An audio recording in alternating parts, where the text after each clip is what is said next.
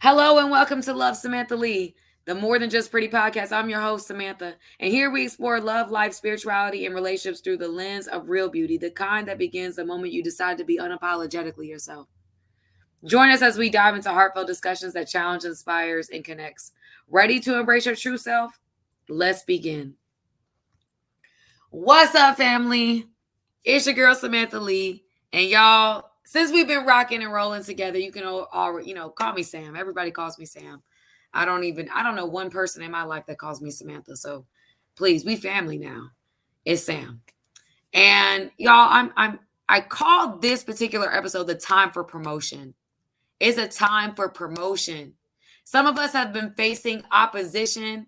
There has been test after test, trial after trial. It's been hard to see the light at the end of the tunnel. But I'm here to encourage you. I'm here to encourage you today as I am encouraging myself that God is your vindicator, that you do not have to enact revenge for yourself. You do not have to vindicate yourself. You don't have to prove nothing to nobody. God is about to do it. God is about to do it. God is about to do it. I don't know what you've been struggling with. I don't know what you've been going through. I don't know what like the private toils that you've been dealing with at night.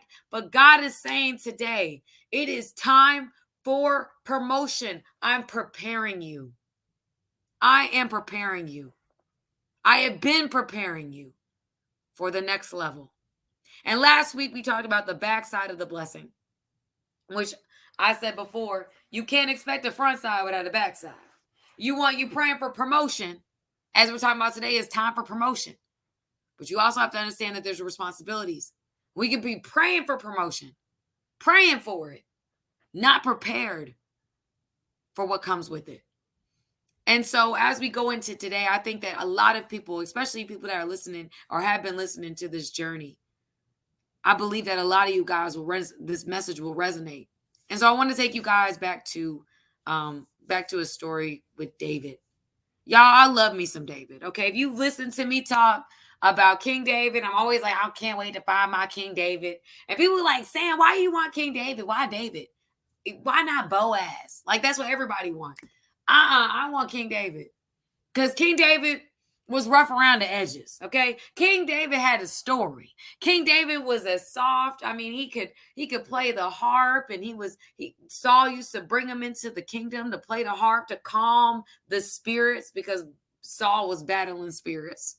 All right. And the harp and David playing the harp would ease his spirit and bring him to a place of peace where he could go to sleep at night. Right. But he was also known as a warrior. And we say warrior, we're talking about a successful, ruthless. I mean, he was out here fighting, unaliving tens of thousands of people. I mean, he was known as just this. I mean, I don't know how to say it on a podcast. I'm not trying to mess it up, but an unaliver. He was just that guy. Right? And he would take people out. He wouldn't think twice about it. He would even pray to God about taking people out. Can I unalive this person, God? I really, really want to. They really, really upset me. And he would listen to God's promptings. So you just have this juxtaposition. We have these two completely different parts of one individual, one that's like a fighter and he's strong and he's ready for war. He's ready to do it at any given moment. It's on site with him. But then you have another side of him, which is soft and writing poetry and, got that lovey-dovey spirit to him. So he's got these two completely different sides, but he holds himself accountable to God. One of the only people we hear God say is a man after God's own heart, that even though David wasn't perfect, God could trust him. He could trust his heart. He knew that even when he fell short, even when he made mistakes, he was going to go before the throne and surrender and make it right with God. No matter what he did, no matter how bad or how far he went in some of his sinful pursuits, he still found his way back to God. And so one of the stories that I think is really powerful, and it resonates. I was just like, really, like, it resonates with me, is that we don't talk about the beginning. We talk a lot about the David and Goliath story. We don't talk about the time between David being anointed and then David actually becoming king. Like, we don't talk about that time frame. We just think, okay, we get the promise and then bam, we're king, or bam, we're queen. And it's like, bam, we're married, and bam, we got the promotion, and bam. No, David was tested. David was tested, family. And here's let me break it all down for you, okay? In my own Sam way. So Saul was anointed king because Israel wanted a king. And so they anointed Saul because Saul was chosen by God. Once Saul got the position, Saul was irresponsible with the position, meaning that Saul started to default to earthly wisdom versus heavenly wisdom. Okay. And in James 3:15, it states this. Okay. I'm going to read the verse out to you, y'all. I had it right here. James 3:15 describes earthly wisdom. Earthly wisdom. I'm going to make sure it's the right version so it's very clear. Okay. Okay. So James 3:15, if my internet wants to work, it says such wisdom. Okay. Such wisdom does not come down from heaven, but is earthly, unspiritual, and demonic. For where you have envy and selfish ambition, there you will find disorder in every evil practice. So I'm going to read that one again. Such wisdom, which is earthly wisdom, that's what James is talking about in James 3:15 through 18. He says, such wisdom does not come down from heaven, but is earthly, unspiritual, and demonic. For where you have envy and selfish ambition, there you find disorder in every evil practice. So what we find is when we see Saul towards the end of his reign, he has gone his own way. He's driven by his insecurities. He's in any opportunity he can possibly find. He knows that David has been anointed king. He knows it. He knows that he's lost the anointing, which means that any day now, his reign as king ends. And that's because he opted out of the will of God. Even though David, in his reign as king, did more sinful things. He did some real certifiable, sins. Okay. We're not going to get into that, but that's just besides the point. But God could trust the heart of David more so than he could trust the heart of Saul, because Saul was driven by envy and selfish ambition. He did not want anybody else to be king. And he wanted so badly the approval of the people that were watching him. He cared more about the approval of the public versus the approval of God. So he did a lot of things to continue to garner the public attention and public affection and public approval, and he would spite or ignore the promptings of God. Because what ended up mattering more to him as he got his promotion is pleasing people versus pleasing the God that put him in the position to begin with. Okay? And so what happens now is, driven by his insecurities, driven by his knowledge that he no longer has the anointing from God as king. He is now driven by envy and selfish ambition. He is just running after David at any given opportunity, trying to take him out, as if that's going to stop God's plan. And David has multiple opportunities to take Saul out. Can you imagine if there was somebody in your life that is taking you out, and you have every opportunity? Some of y'all might feel this in a deep level. You have every opportunity you got the receipts, you could take them out. You got everything you could ever need, all the evidence, just to basically clear your name and make this person look like a lying fool. You have the power, but you decide to say, no, I'm not going to do it. No, I'm not going to do it. Even though you have multiple opportunities to take them out, you choose not to. Instead of this being like verbal or whatever types of things that we might be dealing with, David was dealing with a real enemy. Saul wasn't just talking bad about David. He was doing that. He wasn't just talking bad about him and saying lies about him so that the people of Israel wouldn't accept him and wouldn't see him in a positive light. He was driven by this persistent desire to destroy David because he was so full of flesh, earthly wisdom, which is unspiritual, because unspiritual, earthly, and demonic, right? That was driving his car. And David in this time is running. I mean, he's on the run. Running. And people are like, David, just take this man out. Like, what are we doing? Are we going to spend these years just running from this guy? You've had multiple opportunities to take him out. Why aren't you taking him out? This don't make no sense. You have the power. You are a fighter. You are a warrior. You have had multiple opportunities, but you still don't take this man out. And this is a part of the story that I don't think people recognize or like really internalize a lot. This is a man that is on the run for many years. This guy is trying to take his life. And he has multiple opportunities to take Saul's life. And he chooses not to out of obedience to God, because he understood that God gave Saul the position as king initially, and it was not time yet. And so he allowed himself to be in this position of being on the run, even though he had multiple opportunities to stop the run. He chose the harder route. He chose the unpopular route. He chose the route that would keep him in a position of being on the run in order to honor God. And even though that defied earthly wisdom, he won. He ended up winning. Saul ends up dying a completely different way. David gets promoted as king. And he's a very successful king. He has God's hand on him.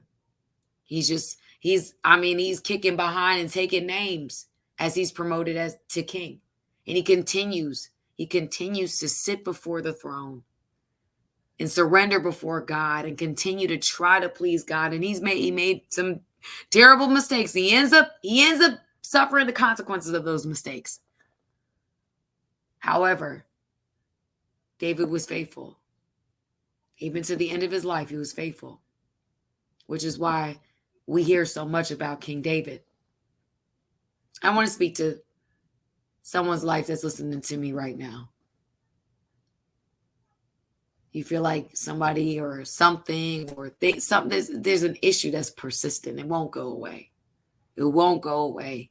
And it just seems like the ante is up and up and up. And you're like, okay, God, now this ain't, well, God, come on. And you just have these conversations with God, like, God, I'm trying to be faithful. God, I'm trying to do it the right way. I'm trying to follow your plan. But every time I turn around, this keeps getting bigger and bigger and bigger. And I really don't know if I see you anymore. Like, I don't know how this ends. I'm starting to lose faith in what you are going to do in this situation. I'm starting to lose faith that anything positive will come from this. I'm starting to lose faith that no weapon form will prosper, because this kind of feel like it's prospering. And every voice raised to accuse me will be silenced, but they seem to be getting louder and louder, God. I don't really see you, and I don't understand what you're doing in my life right now. And I want to come here to encourage you that, just like I said last week, the tail of the backside, which is the backside of the blessing, the responsibility that comes with promotion. God is saying, listen, you've been tested.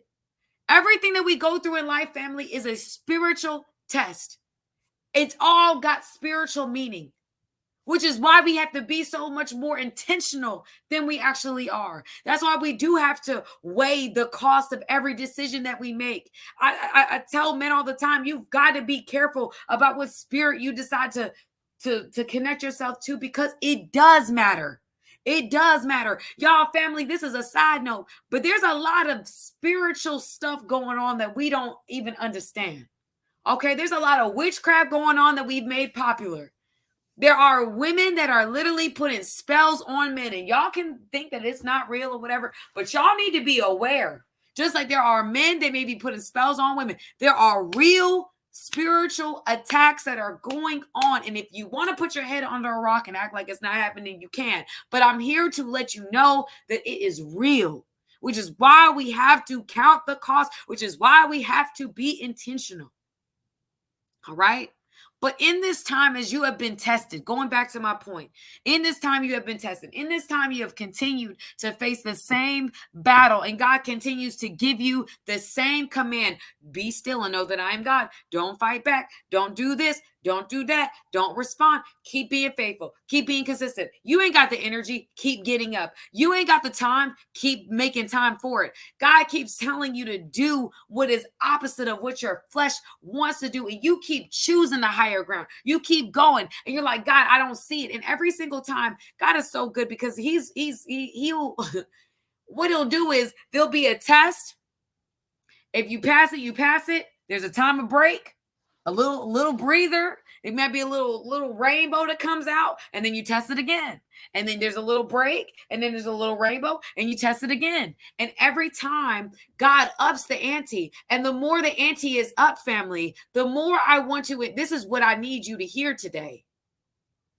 Promotion is coming. The higher, the bigger, the more intense the battle feels, the bigger the calling on your life is. And some of you guys, we don't understand how much God trusts us, and we don't really understand what God is doing in our lives, but we can tell by the opposition that we face and the distractions that come what God has on us.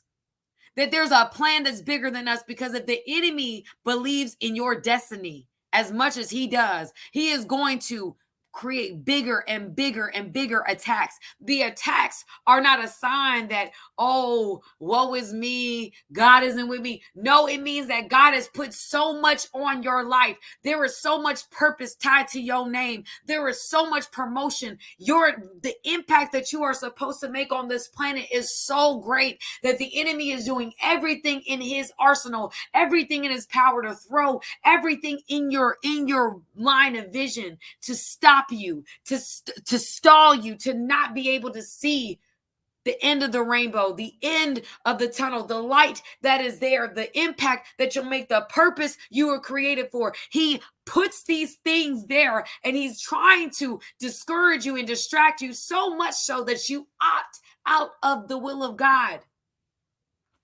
Oh, Sam, wait, I thought whatever God had for me is for me. No, family. That's what the world wants you to believe. We can make choices in our day-to-day life that opts us in and out of the will of God. There is a plan for your life. There is a preferred will for our lives. But we can make choices in our day-to-day life that takes us out of the will of God. Let's go back to Saul. Saul was anointed as king. As soon as he was anointed king, he had a moment with God where he started speaking in tongues, and he was anointed. He was full of the Spirit. Okay? And what happens is, as he continues to have more power and more success, he loses sight of his purpose. He loses sight of why God put him in that position to begin with. He loses sight of the fact that God is testing to see if he can be trusted with power, if he can be trusted with success, if he can be trusted with money. He is being tested and tried, and he fails. And he doesn't fail once, he fails over and over and over again. Not in the sense of sinning or things of that nature. He gets lost in selfish ambition. He gets lost in it. He just thinks about himself and how the public sees him, and that becomes where he gets his validation from. That's where he gets all his cookies and feeling good about himself. He's not going before the throne and saying, God, are you pleased with me? He's going before people and saying, are y'all pleased with me? And that's how he's dictating every single step of his life. And God's like, I can't trust you, because once I gave you power, you were nobody. Didn't nobody know you, Saul? And I just chose you. I chose you and I anointed you, and you take the position and you spite me. You do it this way. Oh, now I got to anoint another king. Saul's intention, God's intention for Saul, was for him to remain king and to have a successful reign over Israel. But because he got lost in selfish ambition, because he got lost in power, he did not fulfill his destiny, because he lost sight.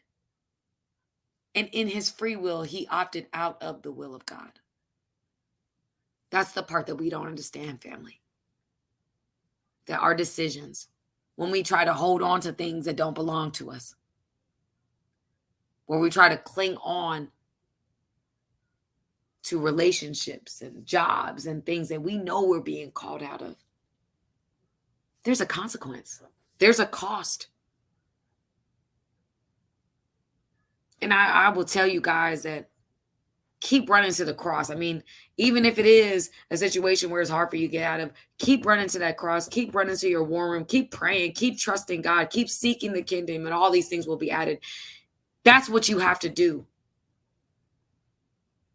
But I want to encourage somebody that's been listening and has been running to the cross and has been trying to do it the right way and has been, feels like they've just been tested. And they're like, God, where are you?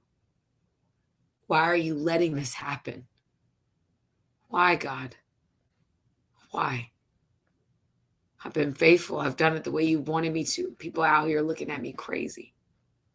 I'm sure that's how Noah felt. There's been a drought in his town for centuries. And here he is building a boat, and they're like, we haven't seen rain in centuries. Like, what are you doing? He's building that boat anyway, knowing that at some point that rain was going to come. Trusting, building, despite what everybody had to say about him. He kept building. And he was prepared for when the rain came. He had a boat. No one else did. Y'all, the rain is coming. The rain is coming. You may not see it right now, but the rain is coming. God has been asking you to build that boat. And what I mean by that is a spiritual boat. Is being obedient. It's doing what you know God is calling you to do and doing it to the best of your ability. It's when you feel your spirit say no and you are like, okay, God, I won't. Is when you start holding yourself accountable to a higher level, to a higher standard. And you're like, you know what, God? Okay, I'm not going to do it this way as much as I want to, as much as I desire this. I'm not going to do it that way. Even though it's easy for me to do it, I'm not going to do it that way. I'm going to trust and default to you. I'm going to try to put aside my flesh and my desires to do it your way. And you continue, he ups the ante. The fire gets hotter and hotter and hotter and hotter until you get to a place where like, okay, God, now you done made this fire so daggone hot. It's hot. Where are you? God's like, you're almost there. I want to encourage somebody today. You're almost there. You're almost there. I want you to, as we go back to the story of Saul and David, Saul got the position of king, and he didn't really have to go through much opposition or testing, not from what we see in the scriptures. But David, on the other hand, is tested. I mean, over and over again. It's almost like God was like, I'm going to make sure you right. I got to make sure you really going to be solid in this thing. Because once I give you this position, I have to make sure my people Israel is being led by the right individual. Like I put it in the wrong hands before to a man who started building up idols of himself. He started building up statues of himself and glorifying himself before glorifying me. I got to make sure this next time. And some of y'all, we can feel that in a relationship. We can be like, the next time I decide to be with somebody, the next time I try to do X, Y, and the Z, I'm going to make sure it's right. And that's what God was doing. He was testing before he gave David the position, before David actually ever took the throne. I wonder how many years that was, but it seemed like to me, reading it, that had to be at least 10 to 15, 20 years before David ever actually saw the throne. From the time he was anointed as a shepherd boy until he actually saw the throne. I'm gonna Google that. What was the period of time?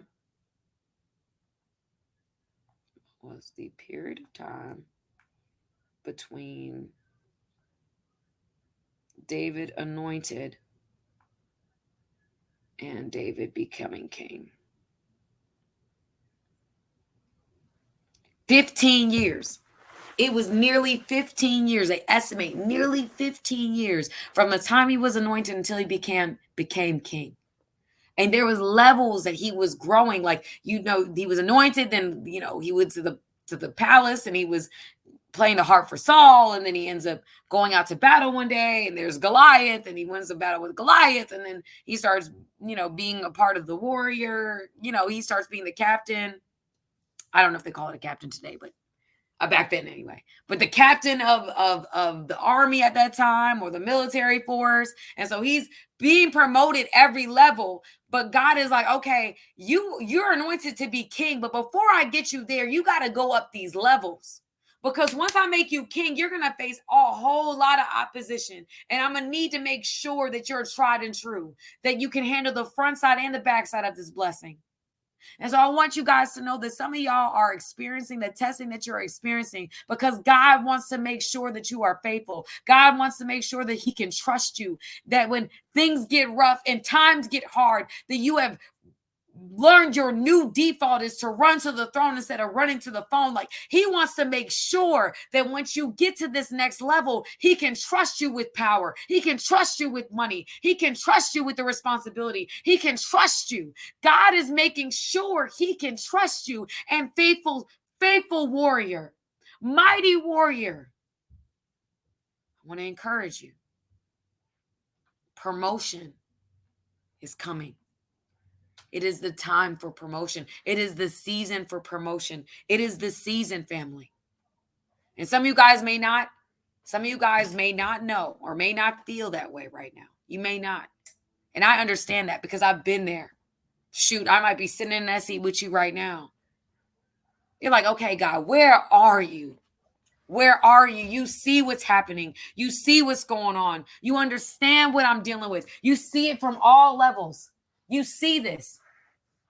And yet I'm still here. I'm still trying. I'm still being faithful, and I'm still struggling. And God's like, you're almost there. You're almost there. You're almost there.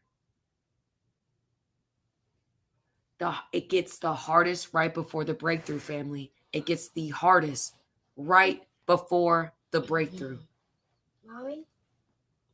So I want you guys to remain faithful. Stay faithful, family. The time for promotion is here. It is close. Keep pushing. Stay faithful. Keep being obedient. I know it's getting harder to stay obedient, but stay obedient. We reap what we sow in this season, family. Well, not just in this season. I tell you all the time, that's law. Keep sowing good. I know it's getting hard to do it, but keep sowing. Your reaping season is coming soon. Okay. It's coming soon.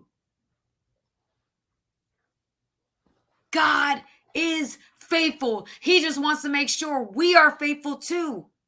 He wants to know that we can be trusted. He wants to know that before I take you to this next level that I have predestined for you, I need to make sure you're faithful.